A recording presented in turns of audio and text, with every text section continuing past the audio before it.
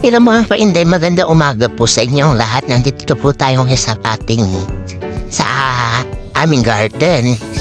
Yan, pakikita ko sa inyo sana yung halaman na bagong tanim ko eh. Kakaiba siya eh. Hindi ko alam kung ano to eh. Kung anong prutas to na tumubo dito.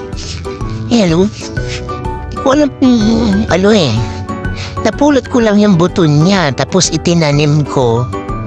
Tapos naging ganyan na siya agad oh. Yung mga nakakaalam po ano yung prutas na to. Baka pwedeng paki-PM nyo sa akin kasi kakaiba talaga siya eh. Ang ganda-ganda niya oh.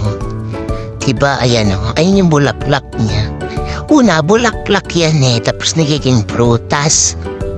Hindi ko alam po anong klase yan eh. Hindi ko naman makain. Baka naman ako'y matigo. Kaya itatanong ko sana sa inyo kung ito'y kinakain o hindi ba. Kasi ang dami-dami na sayang naman. Iintayin ko na lang kung ito ay hinog na ba o hindi pa.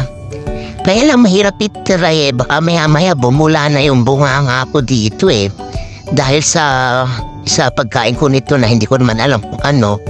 Eh mauwi ako ng Pilipinas na nakakahon.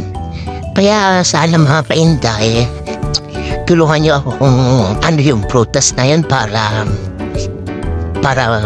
matry natin kung ano yung lasa. Nandito ang Senyorito Nestor. Malungkot kasi kumain siya kagabi ng bubuli. Alam niyo ba yung bubuli? Yung